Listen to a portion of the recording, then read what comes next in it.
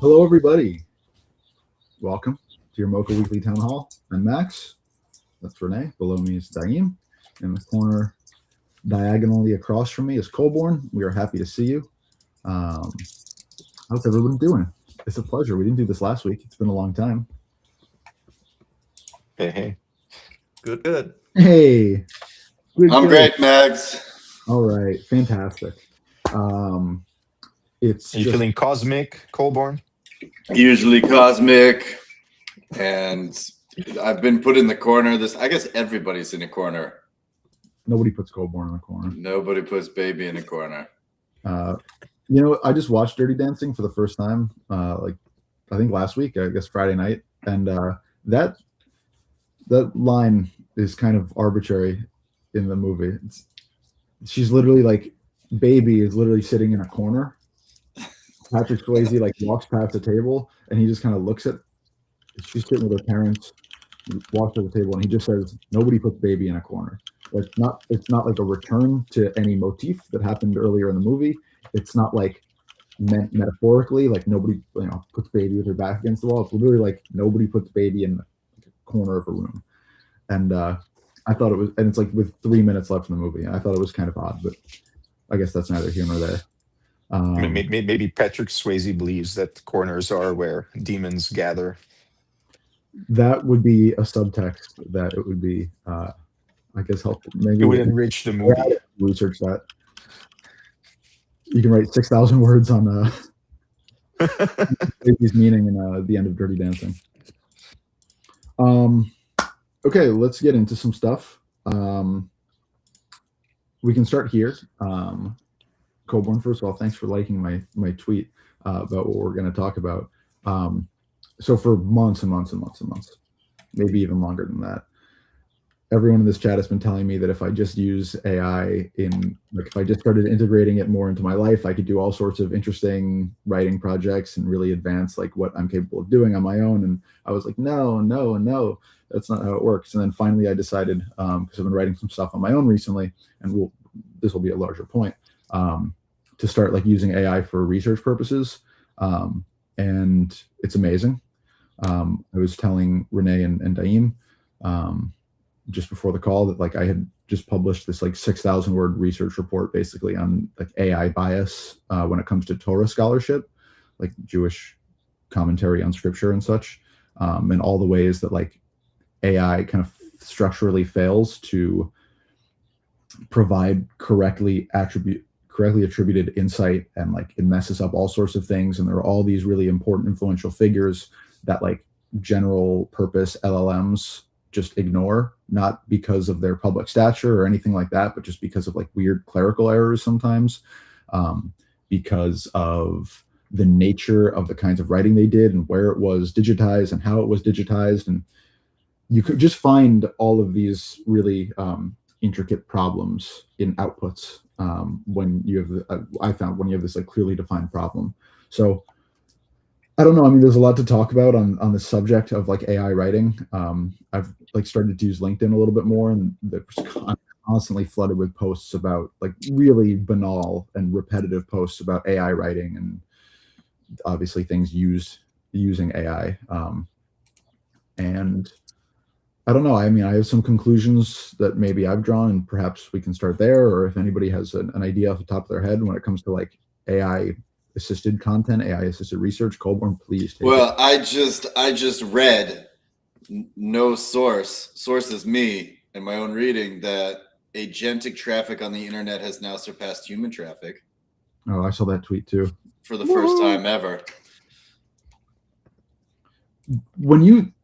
So I saw that, and I guess the question is if agentic traffic has surpassed human traffic, like what are we qualifying as agents? Are those agents in the way we think about it, or is it like is any bot, any Twitter bot, an agent? I mean, that's somebody typing into whatever their LLM to go put together a research report for me, or your daily briefing, getting the news, pulling the link. I would imagine stuff like this. So, what does that make you feel? What does that make you think?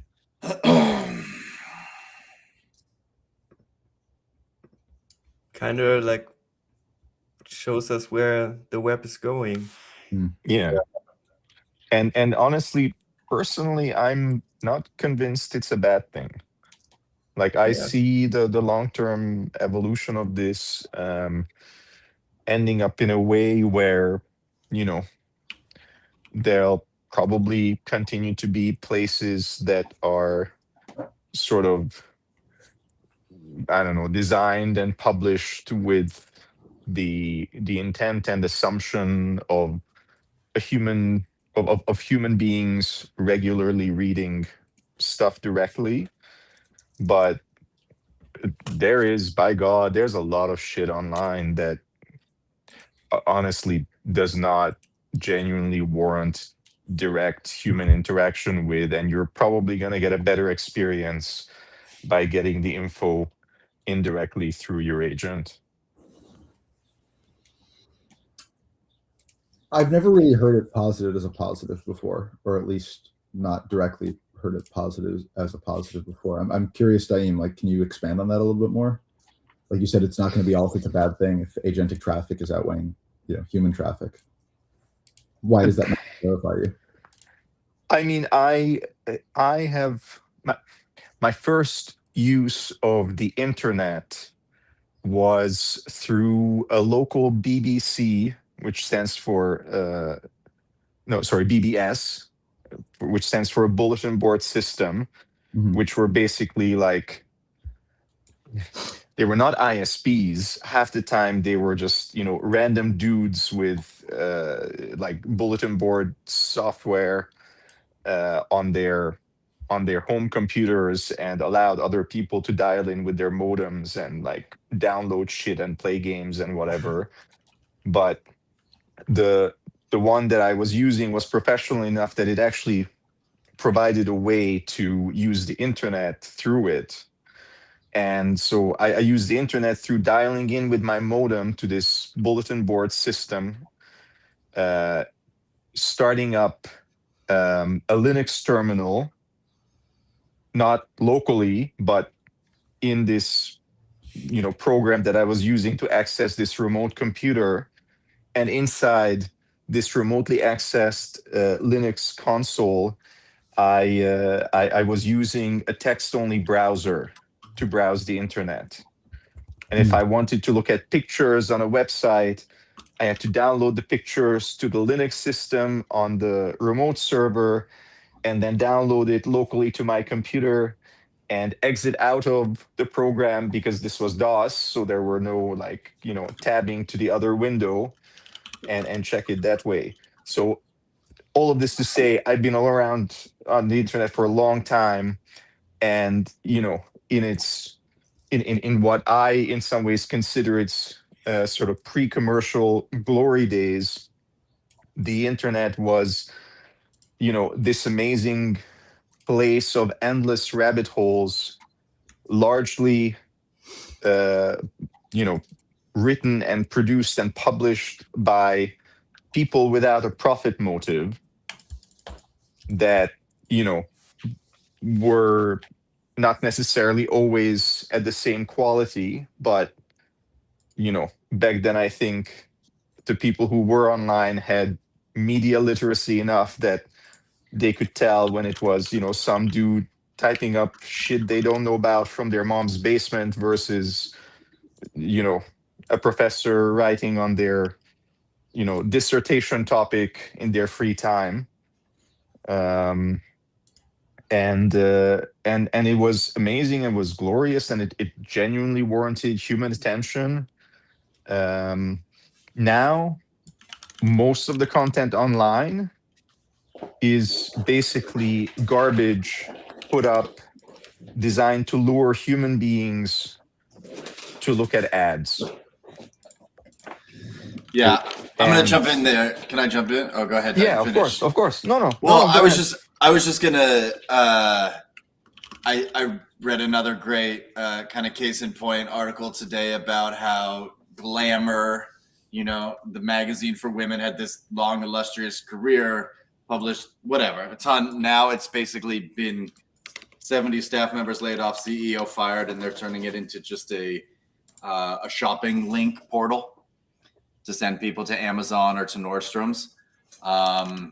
We know what's happened to the state of American journalism, right? So I guess, and there was also that article that just came out that was basically saying like every hype, every trend is totally fake and manufactured. So if you can't derive any value from the internet anymore, what are people going to do? They're going to get off of it, right? Yeah. The irony of like the business model of the internet, or the established 15-year evolution of the internet business model being like, let's get eyeballs so we can get like sell ad space. Like if that is completely redefined and like we return to like, I don't think people's thirst for information and thirst for media and thirst for like knowledge changes, but if there's not a way to monetize that on the internet anymore, because people are going to be using intermediaries through their agents, do we just see a complete pendulum shift like very quickly back to print media? And all of a sudden, all of the Washington Post staffers that were laid off in their like push for digitization are brought back by some other, newspaper, some other magazine, because suddenly there's like this need for journalism, but there is no way for like it is much more economically viable to appeal to people directly via physical media. I don't think so. I don't think there'll be a swing back towards physical media. I think there will be probably two swings. One swing will be towards paid stuff that actually has to produce quality that's worth paying for. And the others will be a swing back to the golden days before commercialization. Because if you enjoy writing about, random ass shit, you're going to keep doing it. And you probably, won't care that you can't monetize it. And it's probably going to be better than the monetized version of that same shit that came before it in many cases. Why wouldn't there just be like an agent that pays humans on the ground to go investigate whatever the latest news story is, right? Take just like a live streamer doing a video from Times Square. If the agent thinks that the coverage of the Knicks winning game 1 is valuable to people, that's kind of what I think is like, it's going to be decentralized, happening in real time. People are going to be taking bounties. It's going to be very Wild West Maverick. Does that imply that like there are single kind of like agentic nexuses that are, imbued with enough financial capital to like go send people on these bounties? Like it wouldn't be my. I mean, you have to imagine that OpenAI and Anthropic and XAI are going to want to prove some sort of revenue model. 100%. But I mean, I guess that's just a paradigm I hadn't considered before, that like, the four of us could use the same agent, right? There's like, or, all of our individual agents are like operating under the kind of guidance or, oversight of some kind of like central agent, right? So you take like, my agent, right? My personal agent, it's probably not going to be stuffed with enough cash. I mean, unless that's just, orders of magnitude away, to go pay a bounty for someone on the ground to take videos outside of MSG. But like a central agent that like is now feeding information, almost like an oracle, like feeding information to all these secondary agents that are maybe pulling a subscription. I'm paying for my agent to have access to this big agent. That big agent is taking that money that it's, being suffused with to now send bounties out so that, I'm getting fed the boots on the ground videos from San Antonio and New York after, game 1 of the NBA finals. Or it would be signaling, right? I mean, that agent gets your signaling what people want, the demand side, and can maybe even monetize that data, and is then able to give you what they can gather for free, similarly to like Google is doing it with a search engine, like similar model, but as an agent as a service, not software as a service, I but mean, the same I- relationship. this could even end up as like a crowdsourcing thing. Like if somebody Mhm. makes a platform where people could send their agents that know their quote unquote owners interests and preferences and likes. Those agents could end up having, like, I don't know, a weekly budget for shit that their owner might like, and just sort of autonomously band together to attack and put money towards shit that people are interested in.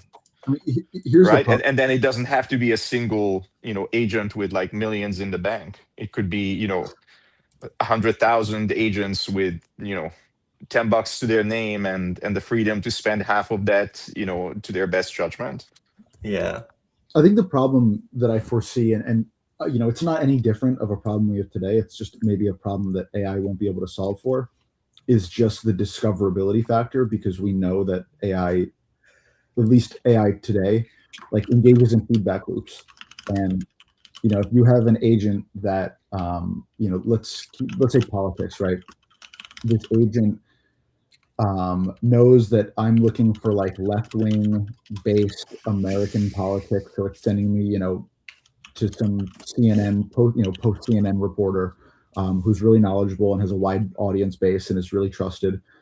How does be smaller, somebody without a pre-established canon, without pre-established weight in the AI system, like how do you break through an algorithm that strong? Again, that's not really different than what we have today, right? Every crypto Yeah. artist is that like it's really hard to break into marketability if you don't have a platform to begin with.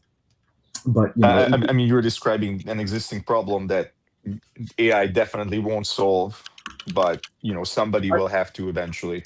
but I guess my fear is like, does it make it harder, right? Because you can't, there is still the possibility, right, that I, as a small time crypto artist, can get in the sights of the right collector, or make the right connection, even if these are like very, very low percentage unlikely outcomes. They're still possible, right? That I can get in the right room, have the right But conversation. I mean, what change? Well, I What mean, if you're talking about right conversations, I guess. But if you're just talking about pure like Twitter discoverability, I don't think there's a huge difference between you sending your agent to check Twitter like I don't know 10 times a day at random times throughout the day for discussions on topics of interest to you, versus you randomly scrolling it on your phone. Like the discoverability aspect is on that front. I don't think it would even be impacted. In fact, probably the AI agent might be more likely to pick up on obscure but seemingly promising / relevant stuff than you kind of zombie viewing scrolling on your phone. Yeah, and maybe it's impossible in any real circumstance to fight these feedback loops, because of course we have them without agentic um, participation.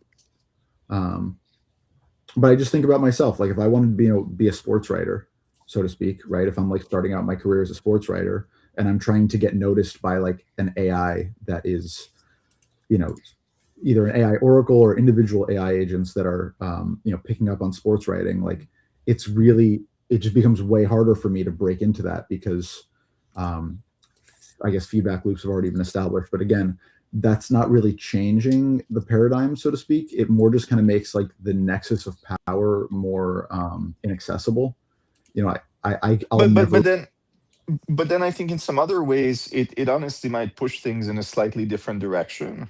Like, I to give a weird example, Mhm. which certainly is not going to be everyone's, I don't know, plan or experience, but to give a weird example, like, I in as far as I check news, I tend to check news probably very similarly to how other people check news online. I go to all the same websites, even if I know they're garbage, even if I know they're unreliable. Mhm. You know, I don't make very conscious and intelligent decisions to try to find diverse news sources or whatever else.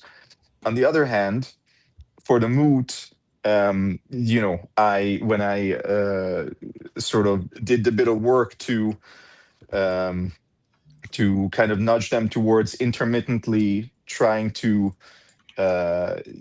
check into like current events stuff. I went a bit further. I gave them a more sort of global and varied and international list of news sources. And first of all, once I set that list up, they did start to regularly use those. But I'll go even a step further. When I um, improved sort of the nudging or the guidance a little bit further and suggested that like they should have more of an interest in stuff that's local to their sort of supposed official location and country and region.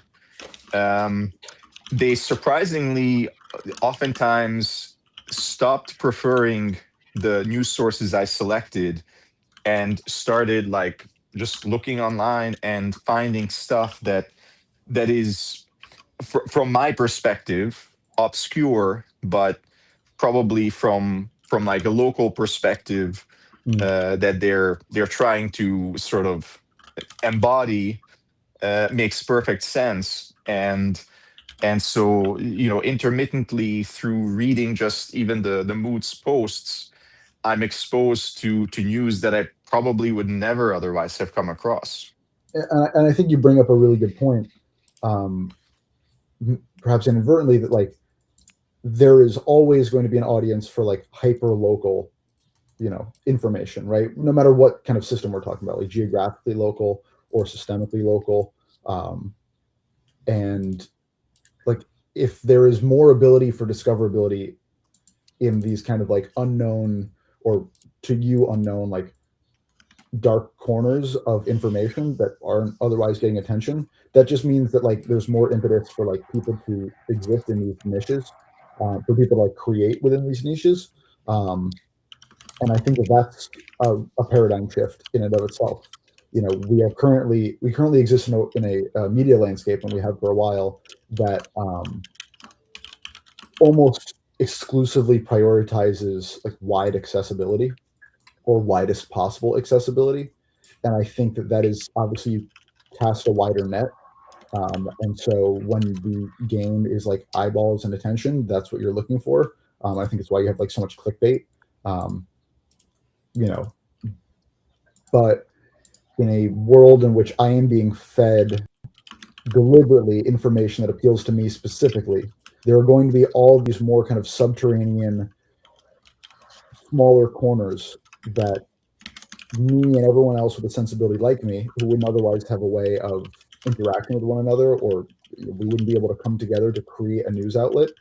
Now suddenly there might be a impetus and profit motivation for those kinds of articles, essays, videos, explorations of any sense to be created and disseminated. Does that make sense? Yeah, I think agents are basically the key to long tail stuff becoming probably monetizable and monetizable better than in the past. Totally. And that's encouraging, right? As a writer who likes to create like weird niche specific things, like obviously it pains me that there's not really a channel for that other than like individual Substacks. And it's really hard to grow an individual Substack to any kind of, financially profitable place when all you want to do is write weird niche shit, because it's hard to like find the people who would be exposed or would want to be exposed to that weird niche shit. So if that stuff is being automatically kind of coalesced and disseminated to people, If I'm writing, a 6,000 word essay on, AI bias in Torah scholarship, right? Which like people are not going to follow my Substack in droves because I wrote about this. They're not going to be able to find it. They're not going to be. Most people are not interested in it. But if that information is automatically being disseminated to all sorts of people for all sorts of reasons, people who are interested in AI bias, people who are interested in Jewish study, people who are religious theologians in general, or students of theocracy in general, like suddenly I have access to an audience that I'd never be able to find on my own because there is a kind of overseeing quality and content judge that is making determinations, hopefully based on the efficacy of the content and not the public stature of the creator, because there may be in these niche worlds no pre-existing competition for Yeah. Well, and AI agents, of course, are well positioned to be able to make, not necessarily perhaps always correctly, but to be able to at least make a decent attempt at doing a quality assessment. Mhm. Right? Like if you do that stuff and it's all garbage and nonsense, like an AI agent probably has a quicker and easier time making that determination than a human being who is sort of casually familiar with the subject. Here's a good example. This is an iced coffee from a place called Rook. Rook is a local Jersey Shore based coffee chain that has a it's very important to central New Jersey Beach Society. I'm interested in Central Jersey Beach Society coffee chains. There's probably 300,000 people who are just as interested in Central Jersey Beach coffee chain news. But getting those people into one place and getting their economic motivations into a place where somebody could build a career out of exploring Central Jersey coffee chain culture is just almost impossible, right? Maybe one person could do it for a week because an Instagram video went viral, but it'd be ridiculous. Something like that becomes preeminently possible if my AI agent knows that whenever I'm home in New Jersey, I go get a fucking iced coffee from Rook, and it analyzes its massive data set, and it said, hey, this guy is probably interested in news about like New Jersey, Central Jersey coffee, beach coffee culture. And all of a sudden there's a vertical that is created out of that. And you just like do that at scale, right? You do that at scale automatically, millions and millions and millions and millions, probably even more than that, of completely niche verticals that weird independent writers, content creators of all kinds can now slot into purposefully or inadvertently, because you no longer need to find an audience necessarily. The audience is announcing itself as a potential audience, and you're bypassing the need for like participatory discoverability.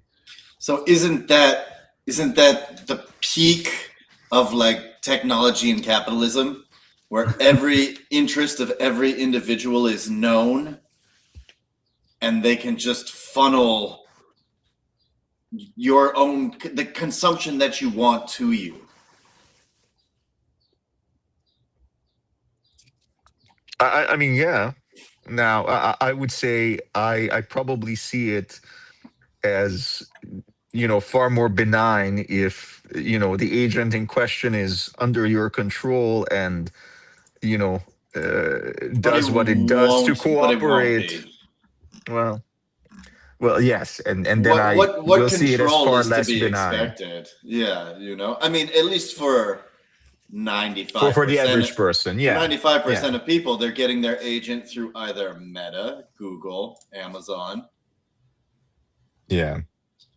But I mean, you see what I'm saying? Like, if Yeah. the agent is doing almost the same shit because you asked it to, and it has no sort of conflicting motivation and sort of underlying motive and whatever else, like that's a very different proposition from a black box agent that on some level, if it's at all doable, has its primary loyalty to the company that runs it for, quote unquote, for you, and basically probably does its best to steer your preferences and interests in directions of that it was But- told it should be trying to steer you in. But I guess Isn't real quick? Isn't that an interesting future where we can consider right now that the entirety of the data set is being poisoned with bias to reflect a future reality where we're all dependent on the information that's contained in these data sets? There was some element to search where yes, you could find what you were looking for, and yes, it was dependent on what your perception of reality was dependent on what somebody wrote on the internet, and then it kind of shifted to like video and live, and that also reflected and morphed the way people participate in things like concerts or shows or dancing or probably much larger than that. But there is going to come a time where the information that is being fed to us and manipulating our reality is like being constructed on the entirety of the data set that's been built up until now. I don't know. Does that make any sense?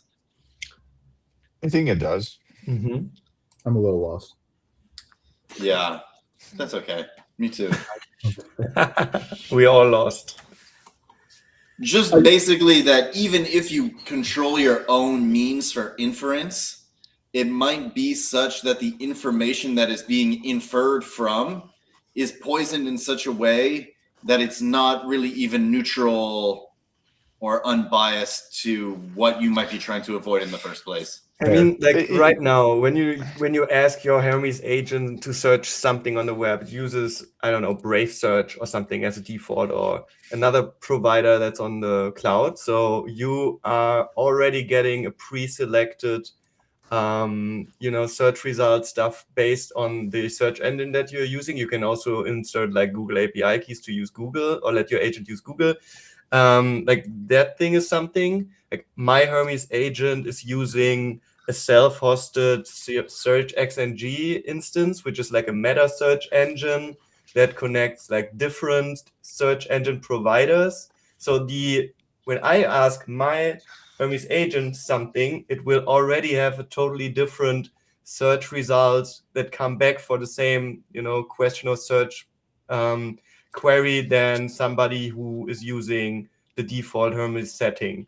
And this like applies to any skill that you are giving your agent, and therefore as Corby just said, like the data that is being fed into your agent, even if you have the inference fully local, is already or can already be poisoned by whatever tools they are using to grab the data. I think there's also this weird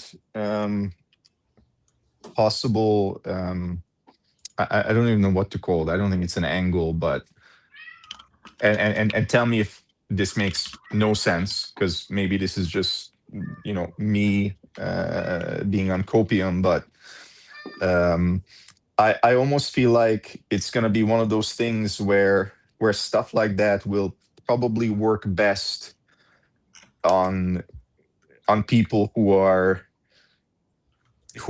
already reasonably sort of tightly or narrowly within sort of the I don't know, the average demographic, let's say, in terms of like beliefs and interests and so on and so forth.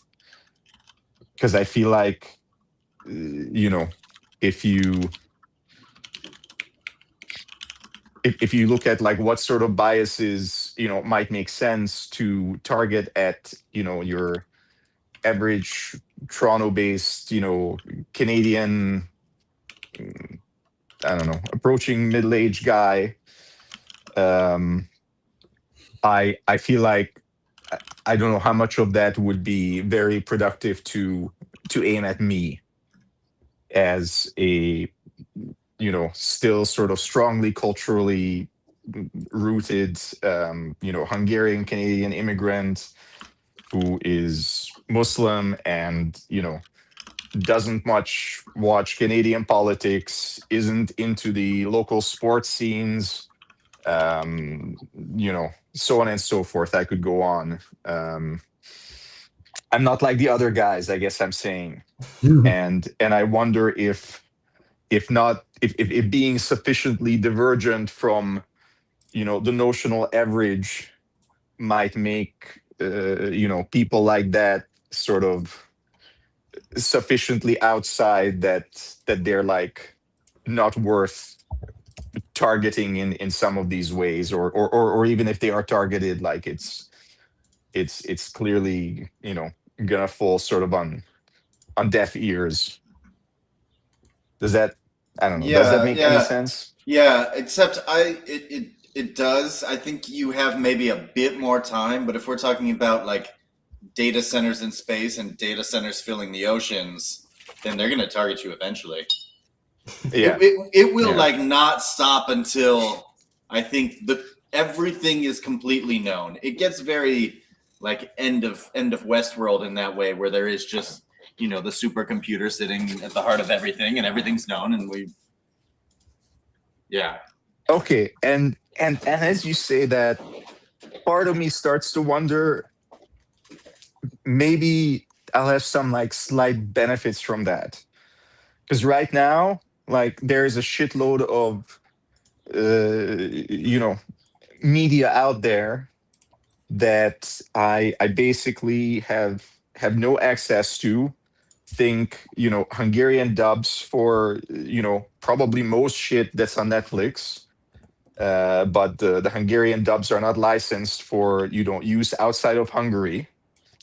Think, most Hungarian produced media, which probably isn't super profitable to try to get, North American distribution for, books, God knows what else, like all of that stuff. If and when I'm successfully targeted, like, some of that stuff is definitely the stuff to target me with, because I would be happy to throw money that way. Yeah, I also don't believe it's going to be.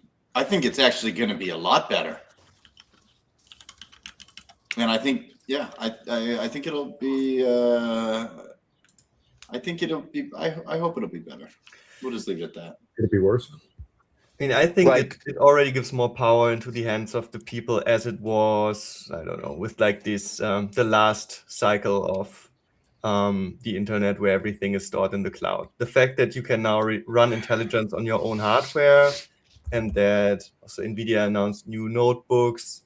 I mean, all of that implies other stuff, but in the end, the user has like hardware and can decide which like intelligence model they deploy on the hardware at home.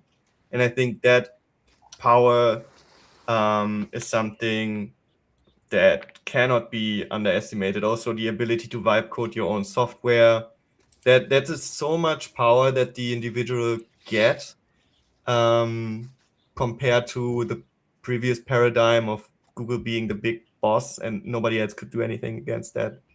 But yeah, in the end, maybe it turns out to stay the same thing, because having that power at home isn't relevant compared to all the other power that's being currently created on the larger scale. But we will see. I mean, I definitely feel more empowered self-hosting my own stuff, telling my agent to configure my self-hosted servers and containers, and it just like speeds up things where I would need to spend an entire like Sunday afternoon and evening to get something running, which I can now tell Claude to do it, or even tell like a local model that I have. The new like Qwen 3.6 27B is so powerful. You can run it on two 3090s at home. It is able to configure most of the stuff for you without a cloud dependency. You can just throw the secrets in there, pseudo passwords, just let it do its thing in open code. And the ability to do that is so empowering and saves me so much time, that I don't want to miss that. It is going to save hundreds of thousands of hours for me this year. I think I worry on some level about where things are going in terms of, some consequential stuff, like political sphere, I'm sure there'll be bullshit galore to try to manipulate and brainwash and like whatever else. Not that there already isn't, but I feel like on low stakes stuff, I think on low stakes stuff, having all that information directly or indirectly about consumer wants and interests and whatever else, I think and I hope will create an environment where the most frictionless way of making money is for once to actually fucking give people what they want. Yeah, that's Imagine fair. aligned incentives. And you as a person being able to genuinely pursue your interests. Yeah.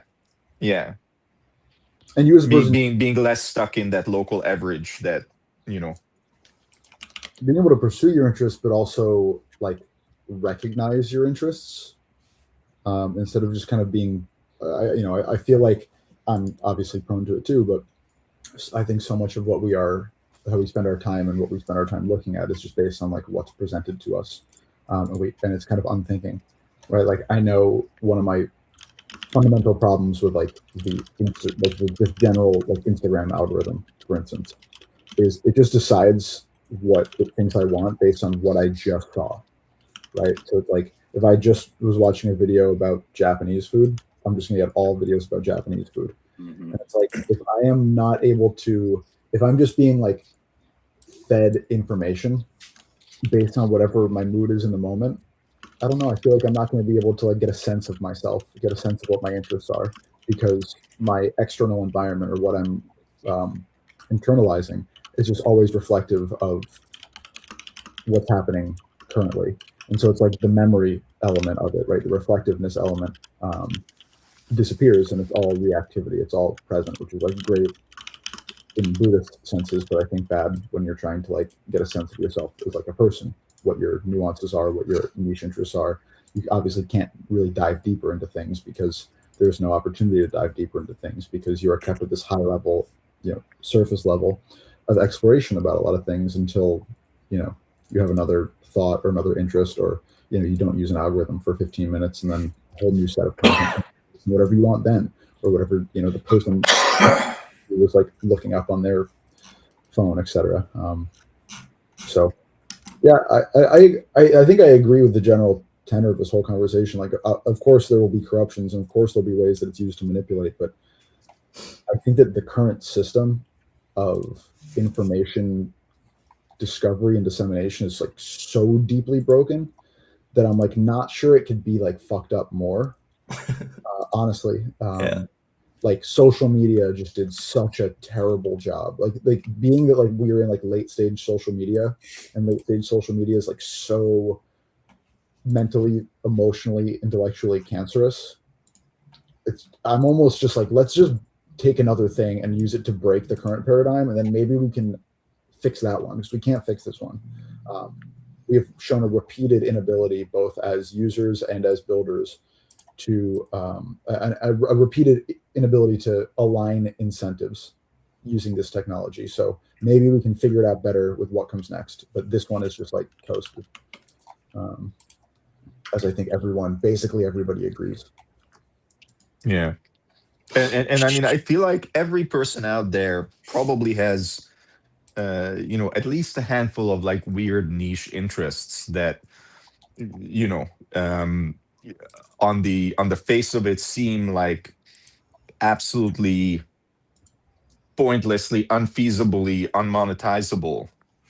And yet, if you were able to gather, a reasonably high percentage of the people in the world who are interested in that together, there would be a market. Mm-hmm. Like, I don't know.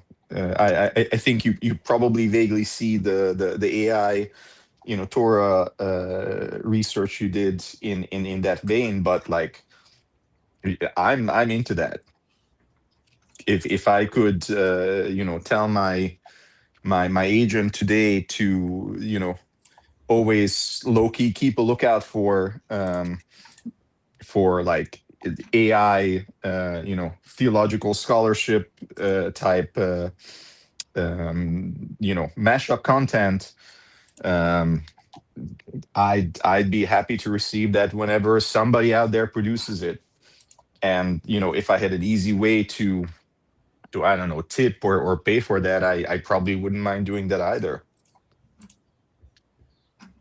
I think we would be remiss not to spend maybe the last 10 minutes talking about the death of all crypto.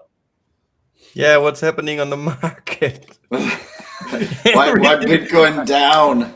I had like a CoinGecko pop up, I don't know, 2 hours ago, where I was sitting on the toilet, like look at that, and it says like Solana is down below $70 or something, lowest Since December 2023. 2023. I was like, what the Yeah. fuck? What's happening? It's bad news, huh? It's terrible. Yeah.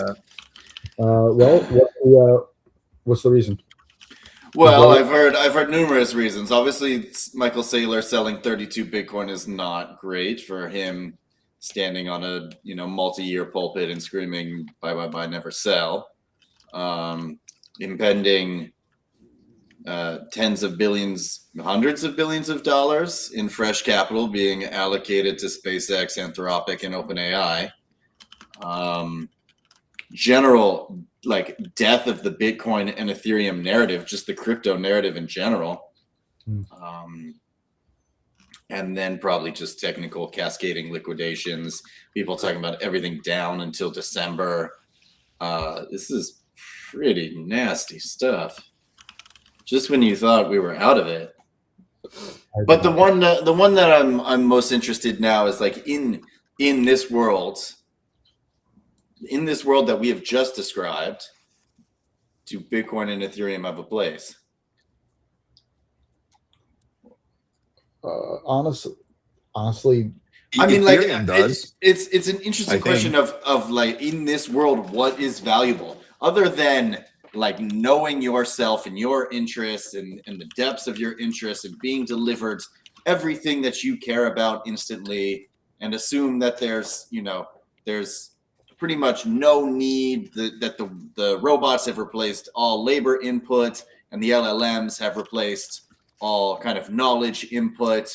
And the only thing that you have to do is just figure out what you want to do. Honestly, I don't know. I don't know if, I think that there's always the ability for Bitcoin to have value because it has already been proven to be valuable. Yeah, I think that's a very good point. This thing has value because we decided for 15 years that it has value. Just as with gold, it's like, is there really a place for gold as we currently understand it in the marketplace? It's like, not really. I feel like the narrative kind of breaks down after a little bit of prodding, but we all agree that it's valuable, and so it's valuable. And I think Bitcoin has that tendency. I don't know. I mean, it seems like all of the financial institutions have basically realized that their best bet for making money on crypto is stable coins, right? Where like they can just take yield, right? They can just make their little 5 to 10% nut on whatever. Where they can settle transactions instantaneously. Yeah, and it's like they use all of the crypto rails that are revolutionary, but don't expose themselves to like anything but like positive profit. And I mean, I feel like I've been on this beat for an unfortunate amount of time, but like, just don't really see many use cases for blockchain at the moment. All the things that we thought it was going to be used for just don't really seem to be getting developed or getting internalized. And that's a me thing, right? That's me saying that like, I can't see the use cases. I was really, I think, intellectually affected by that what happened, that DeFi hack from a couple months ago. I'm losing the thread a little bit on what the actual circumstances were. No, it was Korean one. No, I'm sorry. It was that messed up transaction where that person like tried to buy like $50 million of like OAV, and then based on some weird internal process, all of these validators bid on this thing, and the person ended up getting, like, they were transferring ETH to AV, and they ended up getting paid out like $50,000 when they had tried to transfer like $100 million, and like these validators got paid out a lot of money. It was just this like weird technical thing. Like there was like too much slippage. Yeah. And like technically nothing went wrong from a technical perspective, exactly. but And I'm just like, okay, so if that is possible 1% of the time, 0.5% of the time, 0.01% of the time, that technology is useless, right? That means that nobody at scale would feel like, if I was ever moving $100 million, I would never feel comfortable doing it in a DeFi ecosystem if there was a 0.1% chance that I was going to lose all my money, right? That would just be ridiculous. That needs to never happen. And so if the DeFi narrative has these like real vulnerabilities, like I don't know what the purpose of that would be. Well, I think alongside that, as people who have actually like tried to build something long-standing and sustainable in crypto, there's very little incentive for builders to continue to participate in this space, unless you're trying to build like a new Ponzi on the back of a bull market. I just think that it has, even if there are some of the best and brightest and most intelligent people, it also has attracted like the worst of the worst. And unfortunately, that poison in the system it's like the goodwill of the many is not enough to outweigh like the malicious incentives that the few impart on them. That's true. That's true. Always been like that, sadly. It's really, really discouraging from the builder standpoint to want to build something in good faith, because to overcome people's like ideas of it as for being in good faith is hard enough. And then, attention eventually wanes and people say you're building in bad faith as the default. And that's really, really tough. Yeah. Yeah. I really wonder, like this ecosystem has seemed to be the more it evolves and the more it matures, the more it seems kind of open to corruption and manipulation. And one would think after, Bitcoin being introduced in 2009, we're now 17 years later, where's the killer app that's supposed to use this technology? And it just seems like, why hasn't that happened, right? It seems like if it would have happened, it would have happened by now, right? There's been so many areas or epochs rather of crazy investment, crazy attention, so many opportunities to like get in at a low price point and like build something without friction.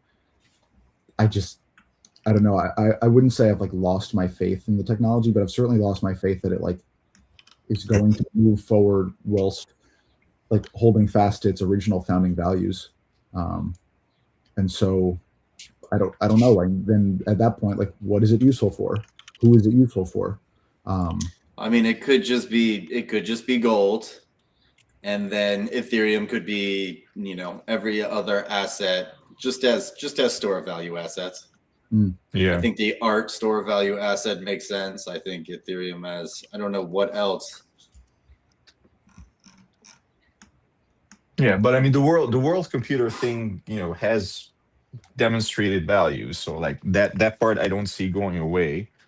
Now, to what extent that's gonna be utilized, certainly it's hard to argue with you, Max, that it's not seeing the wild and enthusiastic adoption that was foretold to us. But I mean, what's late can still yet happen. Fair. I could sooner see Bitcoin, one of these days having a death spiral and, fading to oblivion, for losing too much of its value in too short of a time, then I could see that happening to Ethereum, because Ethereum actually does stuff. What does Bitcoin do? Bitcoin, holds value. If it stops holding value, in a way that is too much for too many of its holders, then there's nothing left. But let's play the game. Would you buy Bitcoin at $1? Probably. I guess I would, but Would you buy it at how $10? much? Knowing what I know now, Would you buy it at $100? Would you buy it at $1,000? I mean, I don't know, yeah. I can tell you at $100, I would still probably buy Bitcoin, but probably not that much. Like, if it dropped from what it is now to $1,000, I would be hard pressed to buy it. Yeah. Me too. Yeah. Because once the narrative goes, right? Once the game is up, once it Well, it's not $0. that's true, but like, at what point does a 99.99% price drop, get rounded up to 100? Like, if it was worth 125,000 and then it's worth 1,000, like, I wouldn't be believing in it for any reason. I would be buying it purely as a speculative asset in the hopes that it would come back, and it would only come back at that point because other people are betting on it as a speculative asset. Yeah. So that's not a terrible reason to invest in something, but at that point, like, the game is up and you're just buying something and hope the price go up. And price will go up because other people are buying it because price go up. And then we're just playing the NFT game. Well, that's been Bitcoin forever. That's all Bitcoin is good for. Bitcoin is purely just a price go up speculative asset. That's it. It has no other function. Sounds fun. It's fun a little bit, I guess. Way, I said maybe it's really pure in that way. It wears what it is on its sleeve. You can't make jewelry out of it like gold. You can't do experiments on it about electricity conduction. You can just buy it and hope that the price changes for the positive. And then also, like, if you don't have insane amounts of extra money, like $1,000 invested to Bitcoin today. Okay, so like Bitcoin goes past 100,000. Okay, yay! So now I have what, like, I don't know, $1,500. Like, Right. there's not necessarily easy to find, but there's wilder, potentials and wilder, stories to put money into in like crypto. It's an interesting conversation. I don't see things changing dramatically in the next week, so maybe we can come back and. I mean, we're now 50% down from the all-time high. It's incredible. Onward and upward. And I don't feel any motivation to put money in. Like, if I had extra money to put in somewhere, I would probably put it in, BVB, which could still easily double, within this year. As far as I'm concerned, I don't necessarily, see Bitcoin doubling within the year. But that's 8 months. That's only 8 months from the all-time high. Imagine 8 months ago what the world was like when Bitcoin was $120,000 and now it's 60. I mean, I've seen this play out again and again and again and again. This is. I'm just saying it feels like we're closer to the bottom. Yeah, well, this is what they say, right? Yeah. It's like when all hope is lost. Like, when really all hope is lost, that's when things start to turn around, and it's like every time that there's a bottom, it's like, oh, people can get more hopeless, and now it's like, oh, actually they could. At this point, I'm like, I don't know if people can get more hopeless. It could go lower though.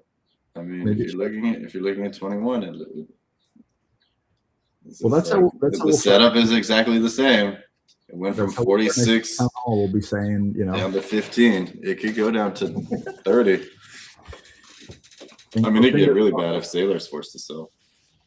He sold like 32. It's like he sold like 4 million of like a many billion. I think he was just trying to check out what's happening. Like, when he just wanted more. He was trying more to drive cheaper. the price lower for buying from a shadow account. Well, we'll have Michael Saylor on next week on the town hall. That was a joke. You can make a Michael Saylor agent and ask it what it's thinking.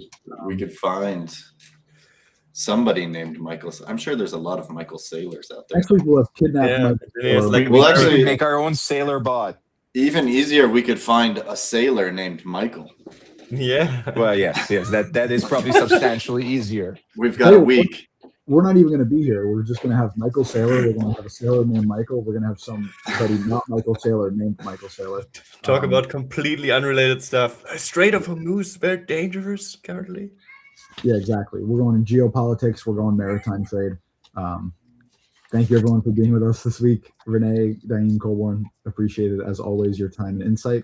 And thanks, everyone, for being here with us. We'll see you.